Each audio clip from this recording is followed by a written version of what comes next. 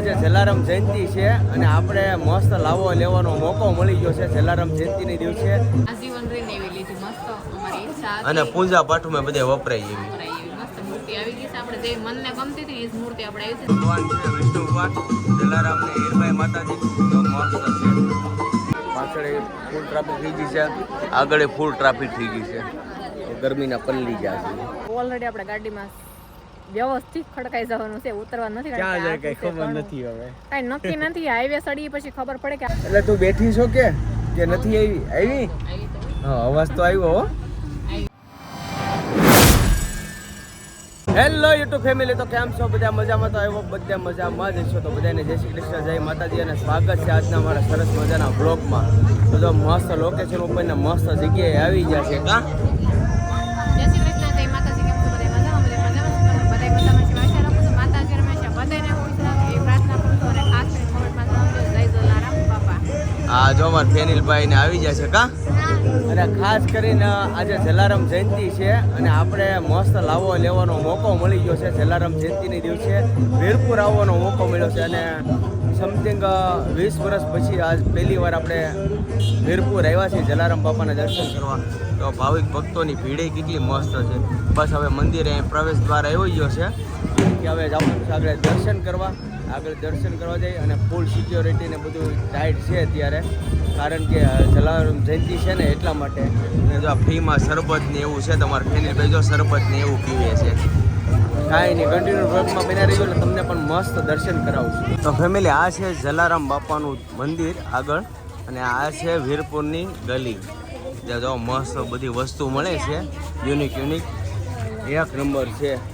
હવે ઘણા વર્ષ પછી આવ્યા ને એટલે આખું ચેન્જિંગ થઈ ગયું છે, બધું બદલાઈ ગયું છે આખું. કાંઈ નહીં, જો મસ્ત છે બધું. અહીંયા શોપિંગની વસ્તુ બધી મસ્ત મળે છે, પૂંજા પાની A to Z બધી વસ્તુ મળે છે મસ્ત. હા, ગલી પટલી મસ્ત છે. કાંઈ નહીં, આગળ કન્ટિન્યુ બ્લોગમાં બને એટલે બહુ મજા આવશે તમને. તો રમકડા ને બધું મસ્ત છે બધું, એક નંબર, કાંઈ ઘટે નહીં. જલારામ બાપાની મૂર્તિ ને ફેમિલી અહીંયા વીરપુરની ગલી એટલે એક નંબર હો, બહુ મસ્ત છે. જો અમે 1 કલાકથી અહીંયા રખડીએ છીએ, આટા મારી દર્શન કરવાના બાકી છે. તો થોડીક વસ્તુને એવું લેવાનું છે ને એટલા માટે, કેમ કે એક વિચાર છે ચામુંડમાની મૂર્તિ લેવાનો. તો અમે શું છે અહીંયા થોડુંક જોઈ છે. માર્કેટ એક નંબર, જો કાંઈ ઘટે નહીં, મસ્ત માર્કેટ છે. કાંઈ નહીં, આવું જોઈ 1-2 જગ્યાએ મળે તો લઈ જાય. તો ફેમિલી, આપણે જો અહીંયા માતાજીની મૂર્તિ લેવાની હતી તો જો મસ્ત મૂર્તિ લઈ લીધી છે આપણે ચામુંડમાની. મસ્ત બધી મૂર્તિ છે અહીંયા. તો ચામુંડામાની અને ગણપતિજીની, લક્ષ્મીજી અને સરસ્વતી માતાજીની જો આપણે મૂર્તિ એક લેવાની હતી. એક એ હું કામ લીધી છે ને હું તમને આગળ કહી. આપણે મસ્ત લઈ લીધી છે. એ મૂર્તિ બધી મસ્ત છે, પિત્તળમાં અને પંચ ધાતુમાં અને બહુ મસ્ત છે. કા લઈ લીધી ને? આજીવન રહીને એવી લીધી મસ્ત અમારી ઈચ્છા હતી. અને પૂજા પાઠમાં બધે વપરાય એવી મસ્ત મૂર્તિ આવી ગઈ છે. આપણે જે મનને ગમતી હતી એ જ મૂર્તિ આપણે આવી છે. સાઉન્ડમાંની મૂર્તિ તો ખાસ લેવાની જ હતી. અને પહેલા આપણે ગણપત દાદાની પસંદ કરી એટલે એ લીધી છે. પણ આ ખાસ મૂર્તિ છે, એ મૂર્તિ જોવા હાટુ વિડીયો આગળ જોતા રહેજો. હું કહી દઈ કે મુકામ અમે મૂર્તિ લીધી છે એમ. ફેમિલી, હવે જો આપણે લાઈનમાં લાગી ગયા છીએ અને દર્શન માટે. અમારો ફેમિલી આગળ છે, તો એ રમત કરતો જાય છે, આગળ હાલતો નથી. બોલો, તો મસ્ત લાઈન છે અહીંયા, બહુ ઓછી છે અત્યારે. હવે ક્યાં સુધી જાય છે લાઈન એ કેમ ખબર. સારું ફેમિલી, હવે જો જલારામ બાપાના દર્શન થઈ ગયા હતા. ઇન્જર ફોટો કે વિડીયો શૂટિંગ એલાઉડ નહોતું એટલે આપણે તમને દર્શન નથી કરાવી શક્યા.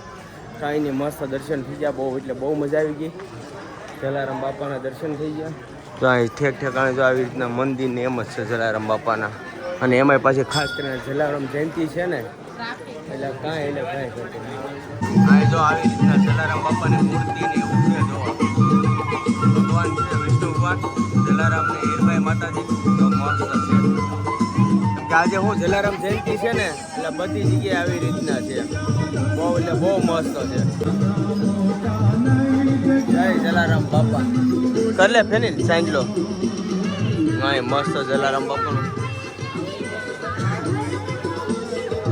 બહાર અહીં નીકળે ને ફેમિલી તો અહીંયા નીલકંઠ મહાદેવ શ્રી રામજી મંદિર છે. જો અહીંયા નીલકંઠ મહાદેવનું મંદિર છે, બાપા સીતારામ છે અને રામજી મંદિર છે.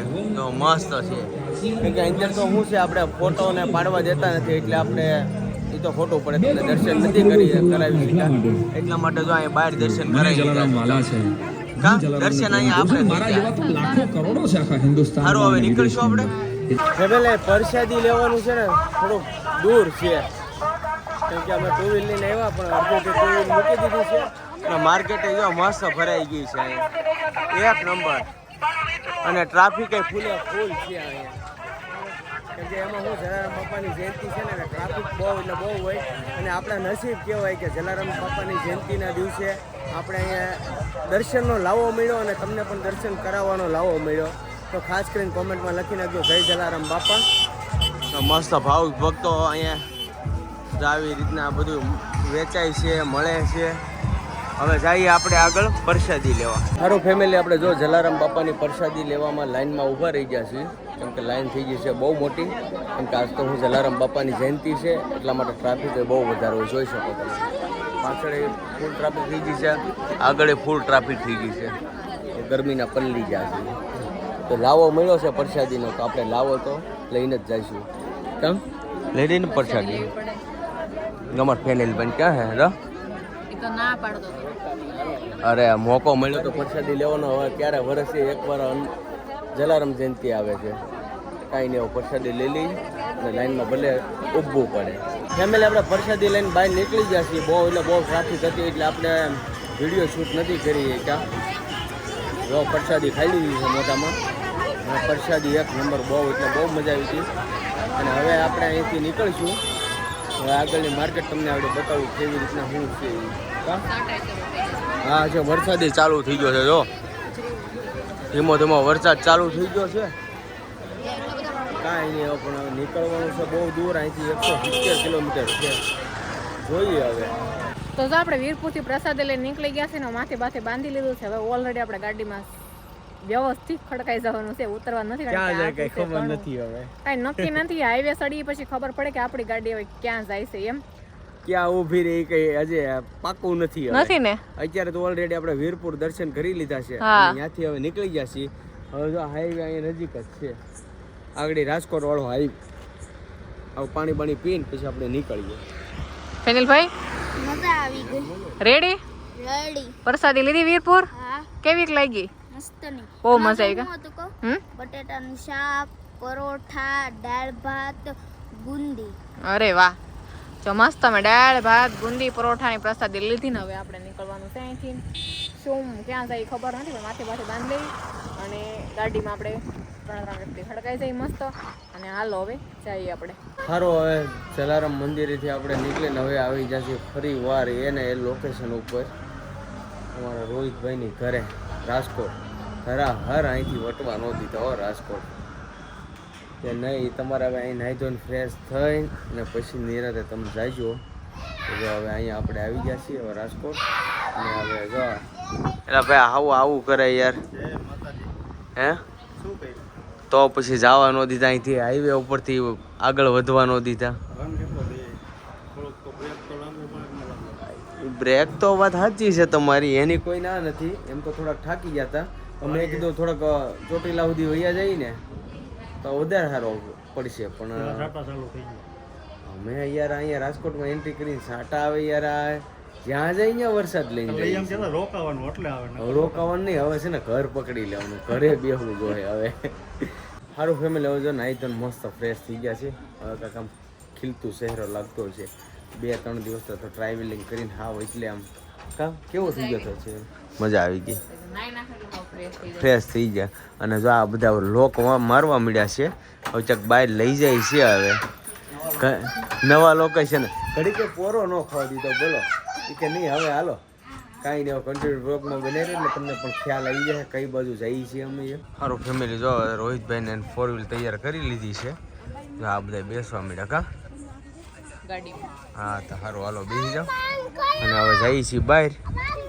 સારું ફેમિલી, હવે જો આપણે ગાડીમાં બેસી ગયા છીએ અને અહીંથી જવાનું છે હવે બહાર. એટલે જો ફૂલ ફેમિલી સાથે બેસી ગયા છે. રોહિતભાઈની ફૂલ ફેમિલી છે અને અમારે ફૂલ ફેમિલીમાં એક મેમ્બર ઘટે છે અમારે અત્યંતા.